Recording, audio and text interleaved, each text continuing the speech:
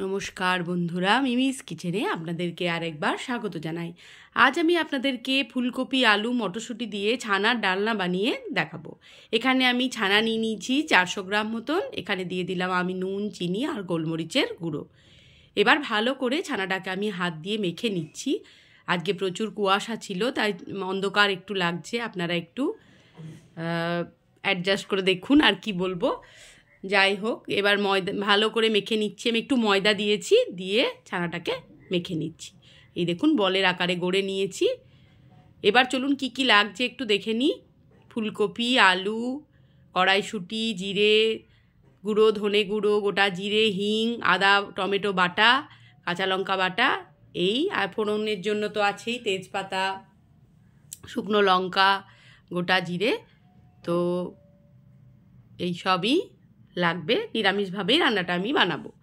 এবার কড়াই বসিয়ে দিয়েছি। কড়াইয়ের মধ্যে দিয়ে দিচ্ছি সর্ষের তেল। রান্নাটা পুরোটাই কিন্তু সর্ষের তেলেই হবে। তেলটা ভালো করে গরম হয়ে যাবে, তখন আমি বড়াগুলো এক এক করে তেলের মধ্যে দিয়ে ভেজে নেব। আমার পনিরের থেকে ছানার ডালনা খেতে বেশি ভালো লাগে। পনিরগুলো যেন মনে হয় কোনো স্বাদ পাচ্ছি না, তার থেকে মনে হয় ছানা দিয়ে ডালনা করলে খেতে বেশি মনে হয়। আপনাদের কি মনে হয় বন্ধুরা, অবশ্যই জানাবেন। আমি আমার নিজের স্বাদের কথা আপনাদের বললাম। এবার সবার তো স্বাদ আলাদা। এবার এভাবে সমস্ত ছানার বলগুলোকে আমি এভাবে ভেজে নেব।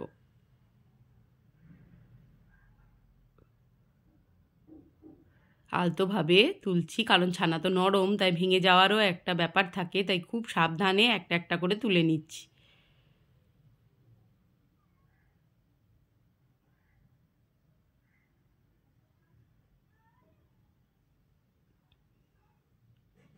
এইভাবে পুরোগুলো সব বড়াগুলোই ভেজে নিয়েছি। এবার জিরে, তেজপাতা, শুকনো লঙ্কা ফোড়নে দিয়ে দিয়েছি আমি।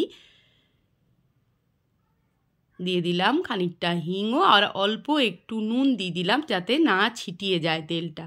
যেহেতু ফুলকপি আলুগুলোকে ওর মধ্যেই আমি দেব। আপনারা চাইলে আলাদা করে আবার ভেজেও নিতে পারেন। আমি আর আলাদা করে ভাজলাম না, কারণ আবারও বেশি তেল খাওয়া হয়ে যাবে। ওই জন্য একবারেই আমি আলু ফুলকপিগুলোকে ওর মধ্যে দিয়ে দিলাম। এবার ভালো করে আমি এর মধ্যে ঢাকা দিয়ে ভেজে নেব।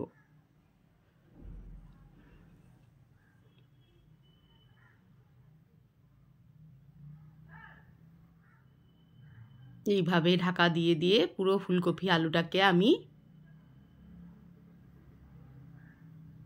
ভেজে নেব।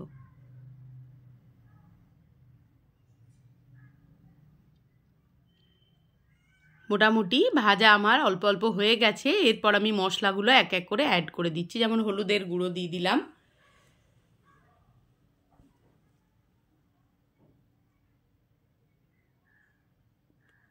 আবার একটু নাড়াচাড়া করে নিচ্ছি হলুদের গুঁড়ো দেওয়ার পর।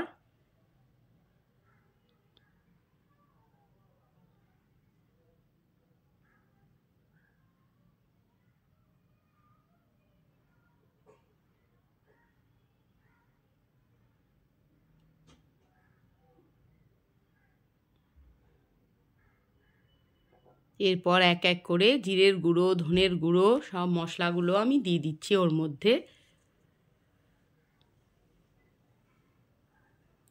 এরপর আদা টমেটোর যে পেস্টটা, সেটা আমি দিয়ে দিলাম। এবার আবারও একটু হিং আমি অ্যাড করে দিয়েছি। এবার ভালো করে নেড়ে চেড়ে নিচ্ছি। নিরামিষ তরকারিতে দেখবেন হিঙের গন্ধটা না খুব ভালো লাগে। আমার নিজের খুব ভালো লাগে হিঙের গন্ধ।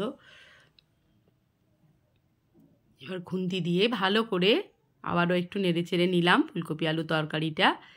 এরপর একটু উপর থেকে দিয়ে দেব কাশ্মীরি লঙ্কার গুঁড়ো, কালারের জন্য।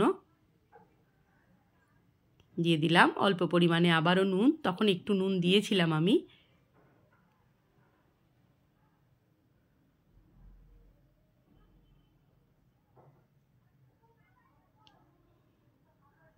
এরপর জল দিয়ে দিলাম।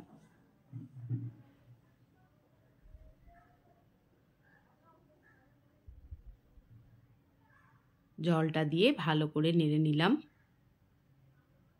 এবার দিয়ে দিলাম ওপর থেকে কড়াইশুঁটিগুলো। ঢাকা বন্ধ করে দিয়েছি। খানিকক্ষণ বাদে ঢাকনা খুলে একটু নাড়াচাড়া করে নেব আর দেখে নেব যে আলুগুলো সেদ্ধ হয়েছে নাকি।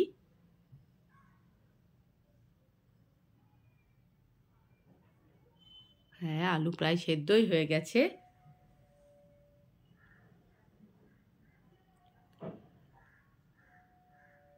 এবার ভেজে রাখা বড়াগুলো আমি ওর মধ্যে দিয়ে দিচ্ছি।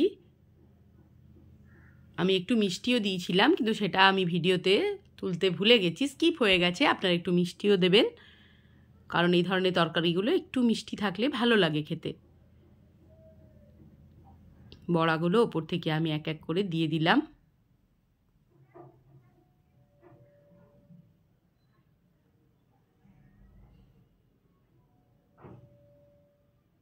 এবার ওপর থেকে দিয়ে দিলাম গরম মশলার গুঁড়ো, আর দিয়ে দেব সামান্য পরিমাণে একটু ঘি। ব্যাস তৈরি হয়ে গেছে ফুলকপি আলু কড়াইশুঁটি দিয়ে ছানার ডালনা। ভিডিওটি যদি ভালো লেগে থাকে তাহলে অবশ্যই like, comment, share and subscribe করে আমার পাশে আপনারা এভাবেই থাকুন। সবাই ভালো থাকুন, সুস্থ থাকুন। আবারও দেখা হবে পরবর্তী ভিডিও নিয়ে। ধন্যবাদ।